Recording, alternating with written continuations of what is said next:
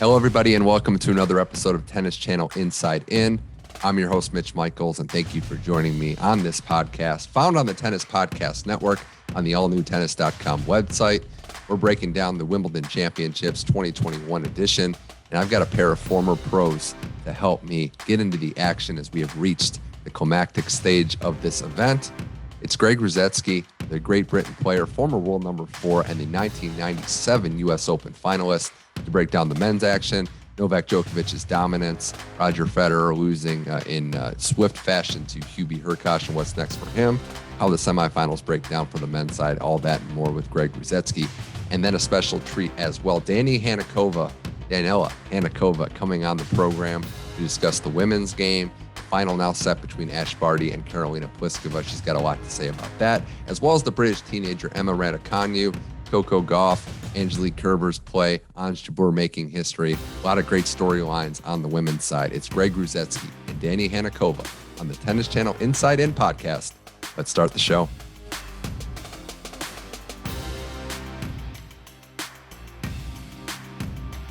Welcome, everybody, to Tennis Channel Inside In on the Tennis Podcast Network. Mitch Michals here from the Santa Monica studios in California. And our guest today on this show, talking the Wimbledon men's draw, won 15 titles on tour, had a career high of number 4, served absolute bombs, I have to say. He did have the record for fastest serve for a little bit before Andy Roddick got to it, but we're going to celebrate that as well. Representing Great Britain, it's the 1997 U.S. Open finalist, Greg Rusedski. Greg, thanks for joining the show. Yeah, thanks for having me today. It's a fun time for sure to be a sports fan in general, but tennis has been waiting for this moment for 2 years. Wimbledon's back.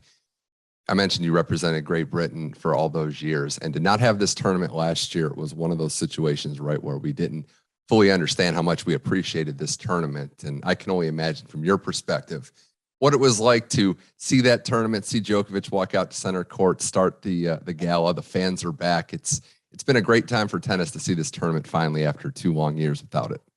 It is. It's amazing to have Wimbledon back. We've all missed the championships, especially here in Britain, because the run from Queens all the way through Wimbledon is kind of the summer season. It's announcing, okay, summer is about to start.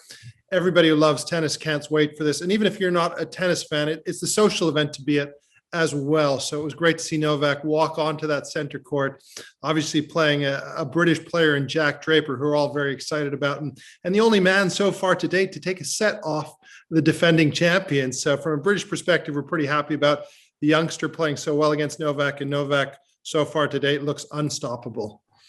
He does, and I think that's a good place to start. There's been so many storylines in the men's draw, but Novak Djokovic is playing for history, playing for a lot of things, just playing again for dominance, because he's been the best player in the world for quite some time now. Greg, he's 77-10 at this event, which is kind of startling to realize that we talk about his dominance at the Australian Open. He's 82-8 there. He's not that far off at Wimbledon. His level since dropping that first set to the local kid has been tremendous. What is it about his game? And you've seen it, you've covered it for a long time, but on this surface, what makes him so deadly? All the hype about him on hard court, but on grass, he's equally as dominant. He is, and it's all about movement. He's the best mover in men's tennis, bar none. It used to be Roger Federer, but Djokovic can get in the full splits on the run and hit a backhand passing shot. I mean, it is quite sensational. On top of that, the acquisition of Goran Ivanisevic as the second coach with Marian Vajda has been huge. His serve has improved out of sight, lower ball toss, more aces, more free points. Transition game coming forward, he's improved that. And the greatest return to serve player in the history of our sport as well. So you put that combination together, doesn't matter what surface you put this guy in, he's going to be dominant. And he looks like he's going to win this title for a third time in a row the way he's playing. Do you think his ability to handle pressure is something that kind of gets overlooked? And I don't just mean being the top player in a Grand Slam as the top seed with all the expectations, but now he's chasing, he has a chance to tie Federer and Nadal. He hasn't lost a match in a major this year.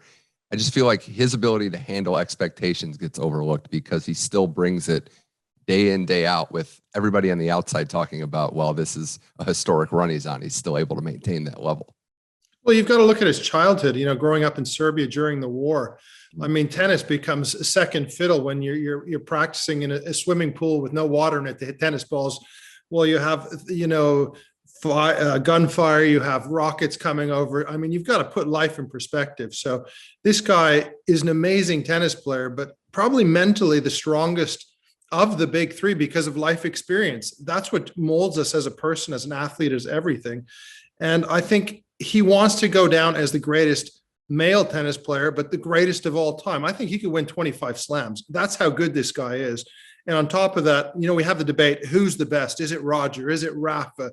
Who really is it? But if Djokovic does the golden slam this year, there's not really a debate. I mean, 21 slams he'll have and the gold medal in the same year. Never been done in the men's side. In the women's side, it has been done by Serena. It has been done by Steffi. But, if he does that this year, no question about it. They say he's on his own journey was his quote this week. Now he's on that journey where he wants to show everybody he is the best. Yeah, it's funny. If they finish close, you can have this debate. But if he laps the field, if he just goes above and beyond, gets to 24, 25, I mean, there's not going to be much of a debate. On this show a couple weeks ago after this French Open win, Paul Annacone mentioned that he just asked the question in these best of 5 matches, even if he's down, like in that Tsitsipas match, how are you going to finish points against me? How are you going to beat me? How are you going to get me off this court? As a former player and someone that's covered the game, is there an answer to that question? Like, what would the strategy be? How do you try? I know it's like the impossible question, but is there a strategy that you'd like to see some of these players attempt against this guy? Well, I played Novak in Davis Cup when he was an 18-year-old kid. And I spoke to a few of my friends and guys on tour, and it's like, okay, the forehand breaks down. He's got breathing problems. He gets tight. And we're playing on an ice skating rink, basically. And, I beat Tipsarevic in 5 sets, play him in the final day. And it's like playing against a human wall. I mean, that's an 18-year-old. And he's a much better player now, no question about it, and could go down as the greatest of all time. You just think to yourself, where are the weaknesses? The guy keeps on getting better. Yes, transitioning forward is a slight weakness when you bring him in on your terms. He doesn't always split step. He kind of takes a guess here and there. But his defensive capabilities are so incredible that you think to yourself, okay, how do I break this guy down? The forehand side is supposed to be the weaker side, yet his forehand is so much more improved. The problem is he doesn't have any holes in his game. And when he's down, he digs deep, as he did against Tsitsipas in the Roland Garros finals, where he just says, okay, I'm going to recompose myself. I know I'm physically, mentally the strongest. And I don't really see any holes in his game. And that's the problem. The only person that can beat him is the Novak Djokovic that beat himself at the US Open when that freak accident happened. Yeah. So, someone's got to serve out of a tree, have a lights out performance, and Djokovic has to be subpar for him to lose. That's the reality of the situation, in my opinion, at the moment. And I just can't see it happening at the moment. He's just so far ahead of everybody. And the French Open was a statement, in my opinion, because Rafa was the heavy favorite. Yes, he had a foot injury in the 4th set, but that 3rd set tiebreaker was humongous. And that 3rd set was one of the best sets of tennis I've seen at any major championship in a long time. Well, timing is everything in life. So congrats to you on getting Djokovic at 18 years old. No, I didn't get the win. I lost in 4 sets, mate. I wish I did. Don't have any bragging rights for that one. That's great. Well, next up for Djokovic is Denis Shapovalov. And I think the other storyline, we'll get to Federer in a second, but you have Djokovic, the perennial favorite, chasing the title of the greatest ever, and 3 first-time major semifinalists. He gets Shapovalov, who put it all together at this tournament, who, again, wasn't really playing his best tennis going into Wimbledon, had some shaky results on grass, but there are some statements here with how he played, Greg, and that last win over Khachanov, down 2-1, storming back, winning in the 5th set. The kid from Canada really did put it together and showed the world that, he's more than just a flashy backhand. He's got an all-court game, and he could come up big in crucial moments. Well, I think it was a huge step forward for Denis, because let's not forget, he's been a top 10 player. He's 22 years of age. A certain guy by the name of Roger Federer didn't really win Wimbledon until he was 23. It took him a little bit longer. And a lot of people forget that. So it's nice to see him putting it together. And I think his run all started with that victory over Murray on center court. There was a lot of hype, a lot of expectation. And yes, Murray wasn't physically at his best, but he put down the hammer and shut the door very, very quickly from there and grew in confidence and in stature. And, you look at his support box, his mom's not there, his coach is not there. He's doing it on himself. He's starting to figure things out. And with Denis, we always know where he's at from the second serve. The second serve, he can get double faultitis. That hasn't happened at these championships. He hasn't gotten nervous. He hasn't gotten tight. And that's a great sign. And he can roll the dice against Novak. The question is, does he have good enough defensive capabilities when push comes to shove in the big moments against Novak at the moment? And at the moment, I don't think so, but the kid's starting to fulfill his immense potential. And it's great to have him, Ojurali, see him in the quarters, and he's the one who stepped in to the semifinals. So, Canadian tennis looks very good at the moment. It really does. It's a renaissance on both tours, men and women. I know playing Djokovic is as tall a task as there is in sports right now, but on Shapovalov, where do you see him in the, I want to say pecking order, but the stature of these young guys coming up? Do you think he fits in towards the top of that list where, 4 or 5 years down the road, maybe sooner, he's a legit major champion when you compare him to the Tsitsipas's, the Berrettinis, and those? Well, I think this was a huge statement getting to the semis. And I think tomorrow when he plays Novak, we're going to find out where he stands in that category, because Medvedev, Tsitsipas, Rublev's been on a run. Yes, he hasn't gone as deep as we'd like in the majors, but this was a massive thing. If we're talking 4 years from now, there's no question he should be at the peak of his form and a real threat in the majors. He's just got to figure out how to use all his immense talent he has, because he kind of doesn't know when to be offensive, when to be defensive. I'd like to see him add that block return. That's something that he needs to add to his arsenal a little bit more. And he needs to be a better server strategically where he goes, because if he doesn't get that right against Novak and goes into Novak's pocket a little bit too often, he's going to be punished. So I think playing the very best in your first ever semifinals, if he gets a set or two, it'll be a phenomenal performance and something he can be very, very proud of. So 4 or 5 years, there's no reason he shouldn't be top 5 looking at major titles. Greg Rusedski on Tennis Channel Inside In, breaking down the men's singles draw at Wimbledon 2021. The other big story of these championships has been Roger Federer's return to the major circuit and return to Wimbledon. He gets to the quarterfinals, which is a good run considering where he was, where his age is, his knee surgeries, but he loses to Hubert Hurkacz in straight sets, bageled in the third set, just the second time on grass that's ever happened. A lot to unpack with this run for Federer. It was a bad ending for his fans and for what he hoped to accomplish. But looking at a guy at his age, what he's been through, Greg, and the fact that this was kind of a comeback tour that he was really not used to, what was your thought on the result? Just getting to the quarterfinal, losing to a guy that is up and coming. Do you think Federer's Wimbledon run was more positive, or is the negative outcome and how he lost going to be the outlier here? Well, let's start with the first round. He was lucky to get through the opening match. His opponent had to default at 2 sets all, the Frenchman, who he usually struggles with. And, from there on in, he played some pretty good tennis. And then against Hurkacz, you think, okay, he's up a break in the second set, and you're thinking, okay, it's going to be 1 set all. Historically, Federer would not drop that second set like that. And then to go out 6-love in the third set, the question mark, which I have, and I think a lot of people have, is this the last time we've seen him at the Wimbledon Championships?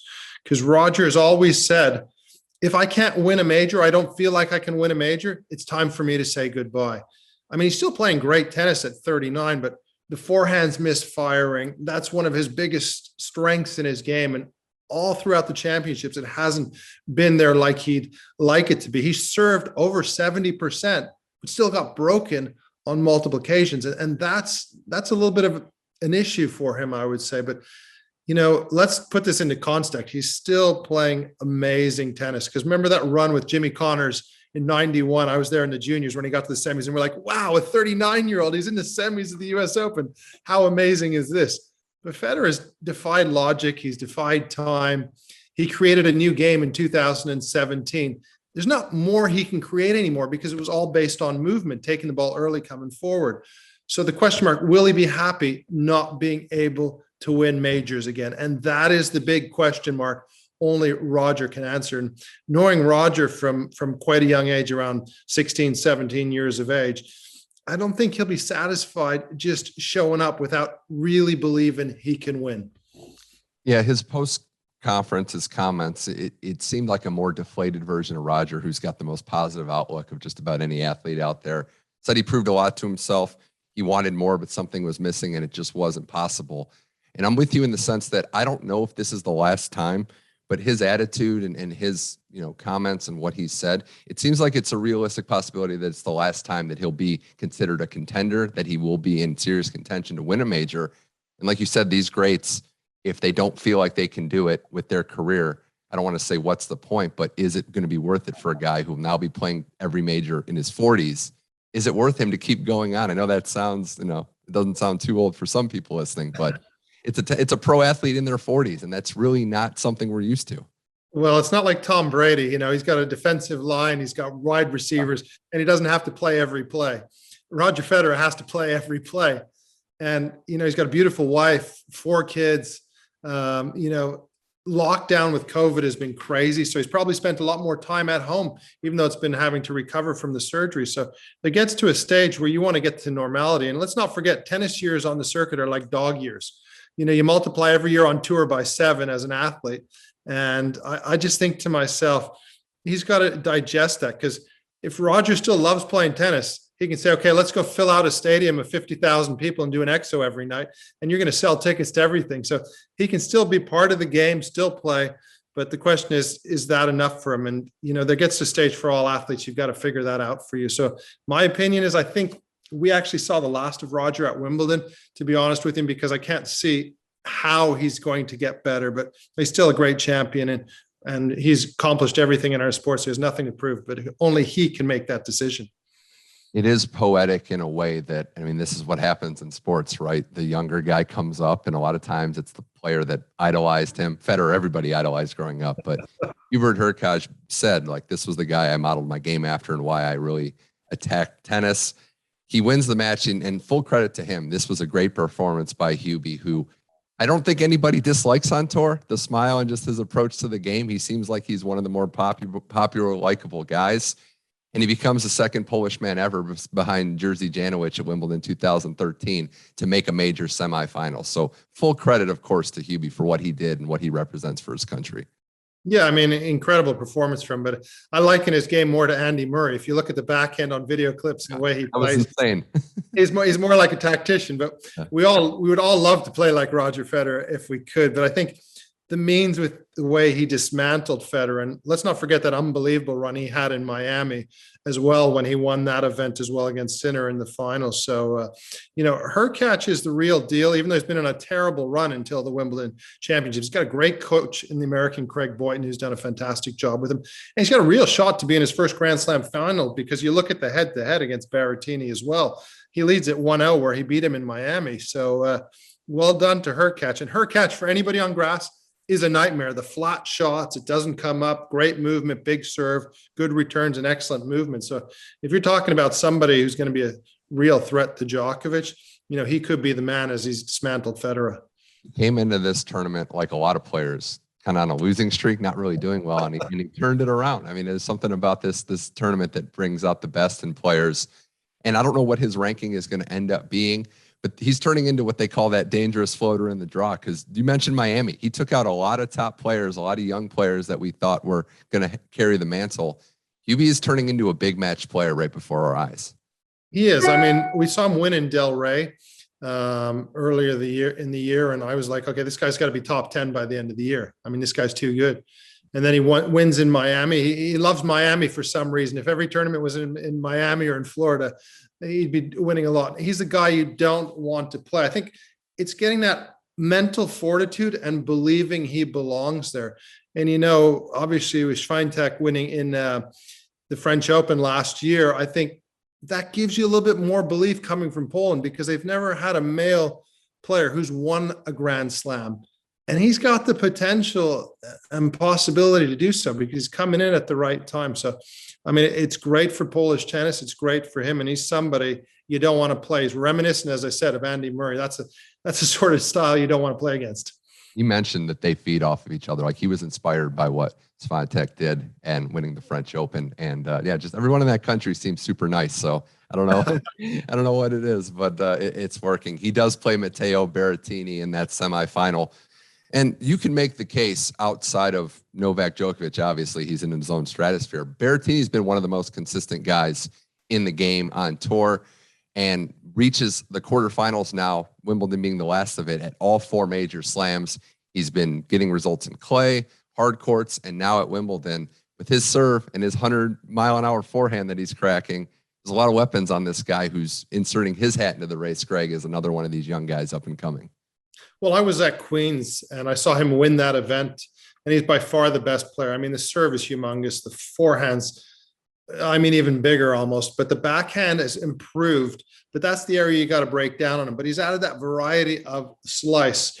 I think he's got a good team of people around him. And, you know, Italian tennis, I don't know what's in the water there, but there just seems to like be Italian after Italian that are great players. You've got Musetti, you've got Sinner, you've got Berrettini. You go after the list. It's quite incredible. And he's at the forefront right now. And I think, you know, the first time we saw him in the big time was the US Open semifinals 2 years ago.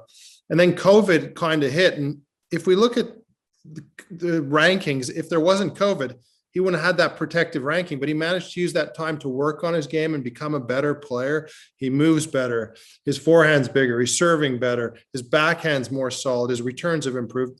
And, you know, he's got a good manager in Ivan Lubicic who coaches Roger Federer. So he's got all the ingredients, you know, to actually make it to the finals. If you would have said Italian in the semifinals of Wimbledon, good luck. Most people would be laughing at you the last 20 or 30 years, but this new generation is quite exciting. And Berrettini wants to show, I'm the man in Italy, you know, I want to do the job. And I think it's going to be who believes more in that semifinals, because that's going to be a 4 or 5 set epic. And Berrettini has huge belief at the moment. He really does. His game is elevated. He's another guy that gets up playing these top players and playing other young guys, winning that match against Felix Auger-Aliassime, which I want to give him props as well, because he took some major strides in this tournament, beating Zverev, going toe-to-toe with Berrettini, beating Kyrgios when he lost the first set. Kyrgios did start to kind of break down, but Felix is another guy, just 20, 21 years old, coming into his own, and really started to take some positives away from this tournament. We mentioned Tennis Canada, but Felix is a guy who's definitely going to be a factor and a force for years to come. No, he's such a nice guy, well-spoken, very polite. I've had a lot of conversations with Felix. I've been very impressed. You know, bringing in Uncle Tony as well to try to get that different perspective, because he's practiced a lot with Rafa. And it's good to see, because we've been waiting for him to get to the quarterfinals, you know, at Wimbledon for a long time. He had that little breakthrough at the US Open where he beat Murray and had that good run, but it's now learning how to handle those big moments in those big situations. And I feel like this is a breakthrough, and I hope he pushes it on even further at the US Open and can make his first semifinals, because we need this next generation of guys to start stepping up, knocking off those big guys and creating new rivalries for our sport. Because, you know, it's great to have this big three at the moment that are slowly dissipating with Rafa's injury and Roger trying to get back his form. But we need the next generation to step up. It's kind of like my generation when we had Sampras and Agassi, and we were like, oh my God, he's broken the record. He's got 14 slams. What's going to happen to men's tennis now? It's going to go backwards. And then 2 years, we had the Hewitt-Guga sort of rivalry, and then the big three stepped up. So I'm hoping that when the big three go away, we get this next young generation with Felix and Shapo and, you know, Thiem and Zverev and Medvedev pushing each other, having major battles at every slam. Couple more things with Greg Rusedski here on Tennis Channel Inside In. We're going to predict and look at the semifinal matchups in a second, but I want to get your thoughts on Andy Murray coming back to play at Wimbledon. Took a wild card, had some impressive wins, Basilashvili, and beats the German Ott, and then gets to Shapovalov. And we can all see, like everybody from the outside, even casual fans could see he wasn't at 100%. The guy's got a metal hip for goodness sakes, but still fighting, still playing well, and the crowd support was just tremendous to see. I think it's also that post-COVID thing of actually seeing fans. But you got to see, Greg, what Andy Murray means to this sport, to the people of Great Britain, and just how much of a competitor he is. Another guy that could have walked away many years ago. Yeah, no question about that with Andy. I mean, he's our best British player in the Open era, bar none. I mean, 2 Wimbledon Championships. He won the US Open, world #1 at the end of the season, ATP Finals. The list goes on, double gold medalist. I mean, it's like, incredible. And he's probably one of our greatest sportsmen we've ever had in this country. And in Britain, we love him because the fact that he gives 110%. But the question mark is, the only concern I have for him is, what's his body going to be like at 50? You know, he's had back surgery, he's had double hip surgery, you know, and the other thing is he's playing matches where Bashashvili, he was up 5-love, and Johnny Mack was doing the commentary, and he's going, this match is done and dusted, I guarantee it. And then he loses the set 7-5. Roof closes, saves him with 10 minutes, and comes back and wins the fourth set. And then all of a sudden he's playing a qualifier he should win against comfortably, another 5-set epic. So the question mark, will he be happy putting in all this work? Because I've seen him working at Wimbledon before the championship started, putting in all the hours, doing all the training, just to get to the third round of tournaments. And physically, his body has got to be hurting with that hip, because I think it was Bob Bryan who had the same surgery, but he was only covering half a court. To do it in singles is a big, big ask. So, that's what he's got to answer as well. And he deserves to retire on his own terms, but I'm just worried he's going to hurt himself for the long term, because remember, most of us live 50, 60, 70 years of age. There's a whole life ahead of you as well. Yeah, that's a fair concern. I do just love the fact that he was able to make it back. If this is it, then he got back. He didn't go out with, the surgery and not coming back onto the court. Yeah, so. but this is the thing with Andy. He keeps you guessing. He doesn't. I'm going to the Olympics. I don't want to retire. I'm going to keep playing. You never know. And I know when you announce your retirement, you kind of lose that motivation. Some players do, so they don't announce it publicly. But it was great to see him back. I think the crowd appreciated. For me, he exceeded expectations, in my opinion. If you tell me he would have got to the third round of Wimbledon, all I have to do is say is well done. It's a heck of an effort. He beat Bazashvili, and he's like, why would I retire? This guy's top 30. I haven't played in a while. Like, but the problem is you got to do it back to back days. And will the body allow you to do that? And he's a guy who's won all the slams. He's been to the Australian Open 6 times. The older you get, unfortunately, we're not like a fine bottle of red wine. We don't get better with age all the time. Yeah, I wish that was the case. I wish we could hang on to these greats forever, but we got to just say goodbye at some point. It's tough regardless. Greg Rusedski, semifinal picks. How do you see these playing out? I see Djokovic coming through against Denis Shapovalov in 4 sets. I think the young Canadian is going to throw some fireworks out there, but I think that Novak Djokovic was my pick from the beginning of the tournament. He's going for the calendar slam, and I think he's going to win Wimbledon again. In the other semis, Berrettini against Hurkacz is the one that's tough to call, to be quite honest with you. I think the game, if I'm going game style, I go for Hurkacz. If I'm going for mentality, I feel Berrettini has that little something, but I'm going to go with Hurkacz because he beat Federer, and I'm going to take Hurkacz to go through to his first slam final in 5 sets. Wow. Well, that's quite a limb you went on going with Djokovic. I'm happy to do the women's for you as well, if you like to. It's it's just interesting with Shapovalov, like 4 sets. I think that would be great to take a set and take some positives. And you get a sense like you just got to empty the kitchen sink in the first set. Like if you fall behind early, Djokovic just sees the finish line and he just bolts straight to it. Well, he does. And you got to look at the head-to-head. Djokovic leads 6-love in the head-to-head. Shapo pushed him in Australia to a tight 3-set match, final set tiebreaker. So, as you know, with all those greats, you got to win the first set. But as we saw in the French Open finals, you can win the first 2, but still losing 5.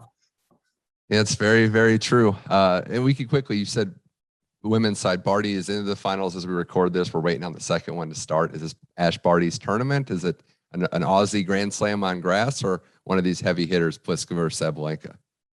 Well, I think Barty I've been so impressed with, because we were all worried about how was the arm problem she had at the French Open. She looks fully recovered. She's moving exceptionally well. She's got a great slice backhand, and she's a junior champion. So I feel like Sabalenka is going to make the finals against her, and I think Barty's going to lift her first ever Wimbledon title.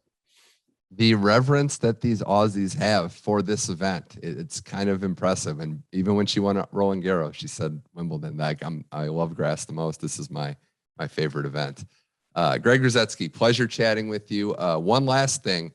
Are you able to focus fully on Wimbledon with soccer going on with the Euros and the fact that it might come home this year? Well, we call it football over here, but yes, it was rather exciting last night to get through 2-1, and the whole country is going bananas. So Sunday is going to be crazy. It's at Wembley. I think everybody's having soccer or football parties, as you say over here. The pubs will be packed. There's a full stadium. It is going to be loud. It's going to be exciting. And I always look at Sunday as the best day of tennis, because you have the men's finals. Then I can watch the soccer afterwards. And Last time it happened, which was 2019 in Wimbledon, they had the same thing. They had Federer, Djokovic. They had England win the cricket in the World Cup for the first time, and you had Lewis Hamilton win the Grand Prix. So another blockbuster Sunday of sport. Well, I would really, really caution you to get some sleep beforehand, to get all your prep done, and do your best not to be distracted. But it's an amazing time. The fact that you said it's at Wembley too. I mean, England when they scored that equalizer yesterday, that crowd reaction was as loud as I've heard. Oh, I mean, from start to finish, the crowds were going absolutely crazy out there. They were absolutely loving it. The nice thing is when you're in the commentary booth in the UK, we have a second screen. So if the match goes late, we can sneak a peek on the side as well while you're doing your tennis commentary. I'm sure we might hear some reactions too in the grounds and around the area if England does well. Greg Rusedski, pleasure. We'll have to do this again. You can catch him on Amazon Prime, some BBC work as well. Greg, thanks for coming on Tennis Channel Inside In. A pleasure talking tennis with you. Best of luck with everything going forward. Thanks so much, Mitch.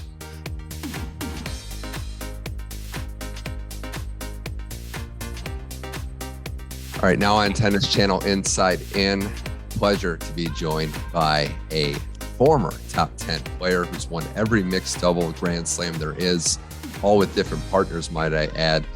Career high of number 5, 7 singles titles in an 18-year career. Hailing originally out of Slovakia, the now host of the Real DNA podcast, as well as Downtown Danny, a Tennis Channel feature, it's Daniela Hantuchova on Tennis Channel Inside In. Daniela, thanks for joining the show. Yeah, thanks for having me. Really excited to talk Wimbledon with you. We mentioned how we missed it last year, and I have to go to a blast from your past as well. 2002, as a teenager, you made the Wimbledon quarterfinal. Oddly enough, lost to the person that was still playing in 2021 Wimbledon, Serena Williams. But 2002, you made the quarterfinal here, and I know that from that point on, Wimbledon held a special place in your heart, this event and playing in this field.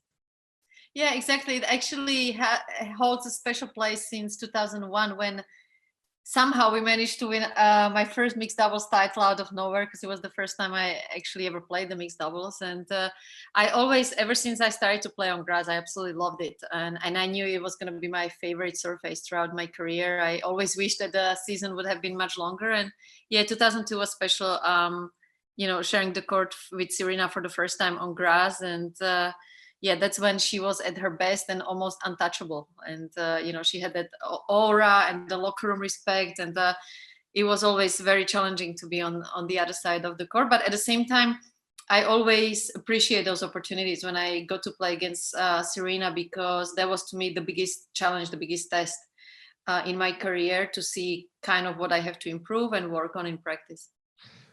What's it like to see her still out there? And I know this year it didn't go well. Age is never easy on anybody. The injury, of course, was heartbreaking, but to see Serena out still fighting and still with something to prove at this state in her illustrious career. No, it's amazing. I mean, that they still have that willpower. Roger the same, Rafa as well. It's just unbelievable after everything they've achieved. And so I do admire that, because, it's already 4 years that I've retired and she's still around, even though she's older. And yeah, I mean, she's such a great inspiration, and she's done so much for our sport. And whenever she's part of a tournament, it's always a treat for the fans, for the organizers. And it was a privilege to share the court so many times against her. Well, in her era, that's still going, but at her peak, she was the dominant force, the apex of the game. Things have changed, as we can see in the results. This year alone, there's been 22 different women in the 24 quarterfinal slots. 8 different from Roland Garros to Wimbledon, just 8 different women making the quarterfinals there. And how about this, Danny? 12 different semifinalists this year. So not one person made the same semi at this Grand Slam run. Why do you think that is? It's a very good question. And I think it's a talking point that we've been discussing over the last couple of months. And I think there are different reasons for it. One, I think the overall field of women's tennis is so much stronger. I remember back in the day, the first week of a slam was for me more of a kind of still a training period, if you can say that, with all my respect. But it was like, right, I'm still working on things that, once I get to the quarters and I play Serena, what I need to do. And it was like almost sailing through the first week, because let's say the outside of top 20 was not as strong. Having said that, though, I feel like the top 10 back in the day, I remember when I was number 5 in the world, it was crazy. It was, I remember looking at the rankings that week, and it was, I think, Lindsay Davenport, Serena, Venus, Jennifer Capriati in front of me, myself, number 5, and then Martina Hingis, Dementieva, Kleisters, Justin Henna, Mauresmo. So it was crazy. Like I think the strength of that top 10, and somehow we managed to keep consistent results.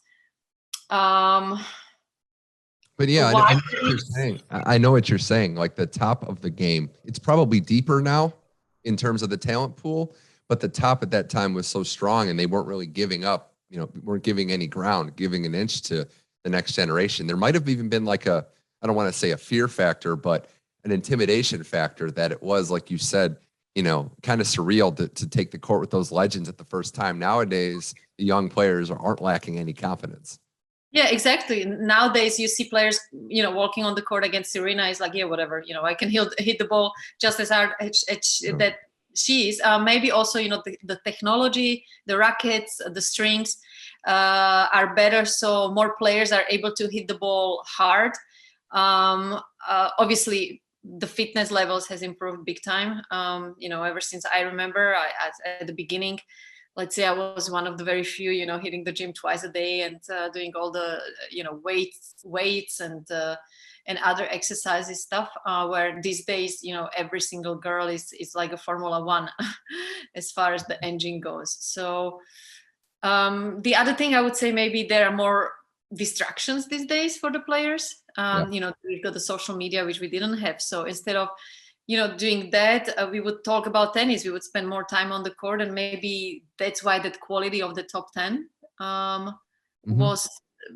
was consistent. But yeah, it's a very good question, and I don't think anyone has really the answer.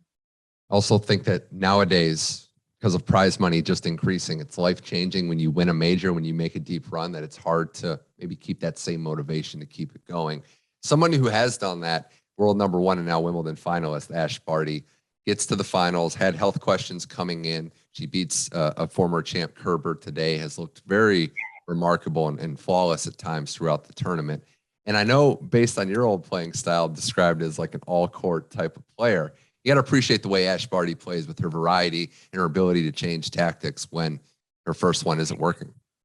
Yeah, absolutely. And, talking about the quality of a player, she's the best example we can have in women's tennis, to have Ash on top of the rankings, just because what she brings on the court. And she's still that, old good classic where she really lets just her racket talk.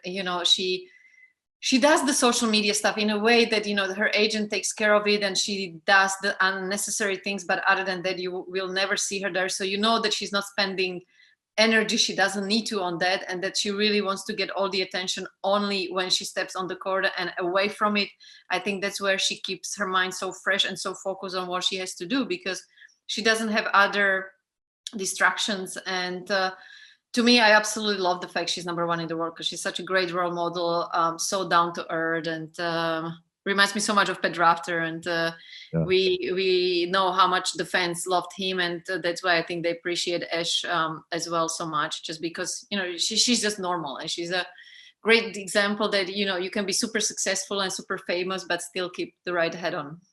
And a supernatural athlete too, as we've seen in her other sports. But yeah, great golfer. I don't like that. I need to challenge her on that. You need to. Her demeanor is great as well. An example of that today, down a break to Kerber in the second set, keeps her head in it, doesn't panic, doesn't let her emotions get the best of her. It's very impressive to see. As we look at kind of this field, and that's part of the thing I wanted to discuss with you, Danny. There was a lot of, I would say, concern about, the parity of the women's game. No Naomi Osaka, Serena gets hurt. We ended up with 4 tremendous ladies, 4 pretty much big names in the semifinals. So for all the concerns, we got 4 great women, 2 great matchups going in the semis of this tournament. Yeah, it's a great point you make. And it's so true, because after, first couple of days, we were like, okay, what's going to happen here?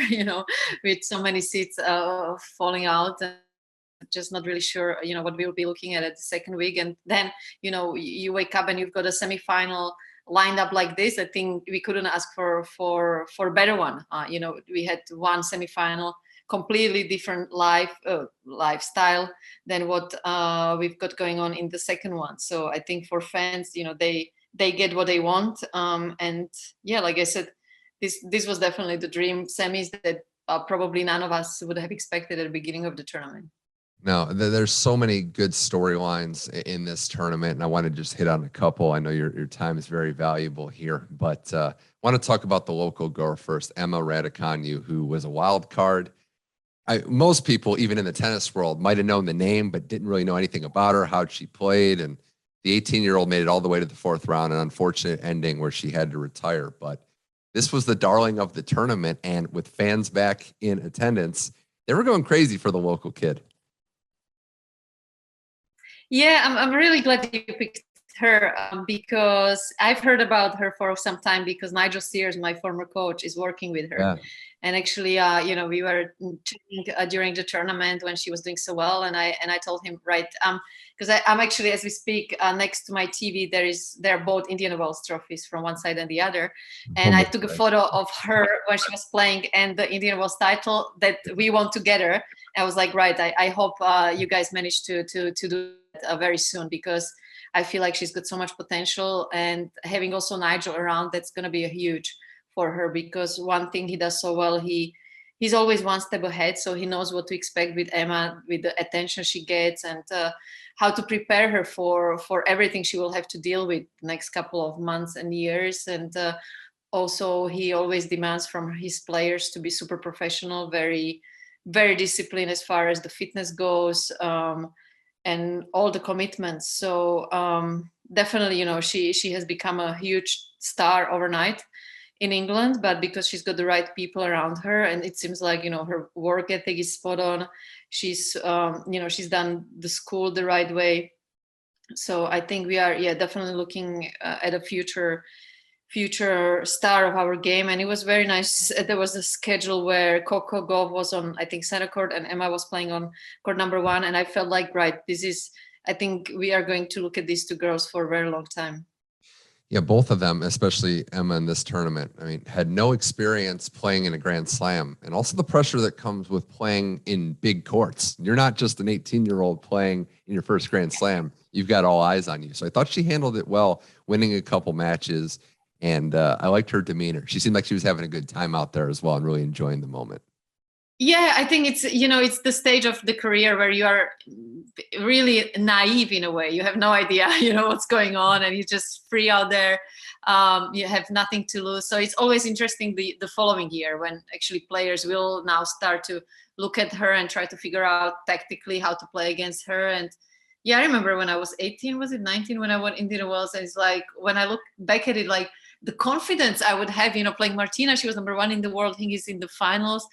And there was like zero doubt that I was not gonna win. And I think Emma is in that stage now where it's like, it's all happening for her. So I just hope that she keeps up with this momentum, that she stays healthy, and that we can have a new phase in women's tennis. More with Daniela Hantuchova on Tennis Channel Inside In. Emma Raducanu, Coco Gauff, some rising stars, but there's been some great veteran play at this tournament too. Kerber lost today in the semifinals. That was a case of, running into a better player in Ashleigh Barty. You had Pliskova, who's currently in the lead as we record this. I grouped those two together, Danny, because they came into this tournament not playing well on the year. I think combined like 29 and 22 going into Wimbledon, but it turned. Kerber rode momentum going into this. Pliskova finally put it together. Are you surprised that veterans can kind of salvage their season at this point of the year in such a big event? Well, I think with Angie winning the title in Mallorca, that was huge coming into Wimbledon, because, it doesn't matter how bad you play throughout the season. As soon as you enter your favorite surface, you kind of forget that. And you suddenly have that confidence and the memories from the past years. I always say to play well on grass, it takes time. It takes years to develop into like a solid grass court player that knows, what it takes, how to play, and everyone has their own ways. Even with Roger, he's improved so much, the way he's won his first title on grass at Wimbledon to his last one. so far. And that's what I felt with Angie. Even today, when she stepped on the court before the semis, you could see the look in her face, like, right, you know what, guys, this is my territory. I don't care. I'm the oldest one here in the semifinal lineup. Like, I know what it takes to win the title. And I thought she played unbelievable, but she caught Ash on a even better day, and that's why she didn't get through it. But I thought, she played great tennis. Yeah, I think turning it around, winning the title on her home soil, giving her confidence, beating Coco Gauff, a young upstart with tremendous potential, just showing her that, she has the third most active grass court wins behind the Williams sisters. So she can play on the surface. With Pliskova, who's currently leading in that match against Sabalenka, you felt like it was only a matter of time with her serve and her weapons that she puts it together, and oddly enough fell out of the top 10. A note on Sabalenka, I just want to say, Danny, she had never made a quarterfinal before in a major, which is insane to think about. This has been a good year for her. We'll see how the result comes today, but she finally did take that next step. And it was good to see with how she plays that she could be consistent enough to be one of the greats. Yeah, I think with Sabalenka, it's just about time when she's going to get the Grand Slam title, because she's such a powerful player. And she also tried to, I would say, be more creative on grass. She did serve and volley. She did try to hit a few drop shots and slice backhand. So again, I think it takes time. And within the next 2-3 years, she will start to feel even more comfortable in her own skin, where, Pliskova has been around longer. And that's one thing with Karolina. She has such an unbelievable mentality, just being able to throw things, behind her, not look in the past. I thought she did so well after that Rome disappointing finals. I was so keen to follow her, what she's going to do. And, she just had a gelato in Rome, enjoyed herself in the city. And she's like, right, off to the next one. And because she has that mentality, she can put it all together at any stage. And when she does put it together, she's almost unbeatable, because I remember we used to practice a lot together. And with Karolina, it's either she would hit me off the court 6-1, or I would do the same to her. There's like nothing in between. So when everything works for her, similar to Petra Kvitova, it's like sometimes you literally feel like you're just picking up the balls and going from one side to another. Those Czech female tennis players, they just seem to put it together. When it all comes together, they can be at the very top of the game. Thank you for being gracious with your time, Danny. I'll let you go in a second. I do want your opinion on somebody else who's been playing great tennis and making history. Ons Jabeur, what she's done and what she's represented for her region. Tunisian, people from Arab countries haven't really had success yet in this sport. It's just been amazing to see what she's done. And somebody else whose game I just like from a stylistic point, that it's creative, funny, and has a lot of flair in it. Yeah, I'm the same. I'm right there on the same page with you, because I'm a huge fan of her tennis. I sent her message after the tournament. I think she's so good for women's tennis and just so refreshing to see. I would say she's a female version of Fabrice Santoro, that pretty much anything she wants, she's gonna do. I mean, it's just beautiful to watch the shot making ability. But at the same time, I feel like she, off the forehand side, she hits it as hard as anyone out there, and also physically, she got much stronger, and I think that's mentally helped her to believe that she's got the tennis. So I would love for her to have these amazing results for the next couple of years, because obviously she motivates so many women from that part of that part of the world, and just such a great role model for our tennis as well. It's good to see that the game's growing as much as it is. So I'm very appreciative to have her in the game. Danny, I know you're a very busy woman. You're hustling all over the place. I think, is Pliskova wrap this one up as we record this? Yeah, I mean, she's 2 points away as we're recording it. So I think, and she's on serve. So unless she gets really super tight, which is possible, it's semifinals of Wimbledon, I think she should be able to get through this one. Pliskova and Barty potentially, looks like it's official now, or getting there in the final. Should be a good matchup. Two different styles, two different players going at it. And Danny, I think we're just all expecting a great women's final with a first-time champion now. So it'll be great to see. Yeah, it will be unbelievable final one way or the other. So really looking forward for that one. Daniela Hantuchova, thank you for coming on the show. Congrats on the Real DNA podcast, by the way. It's a great listen, and I'm excited to see you drop more episodes for that as well. Thanks so much, and hope to see you. Hope to talk to you next time in a quieter way. In a little quieter way. That's Daniela Hantuchova. Thank you again for joining Tennis Channel Inside In. Bye.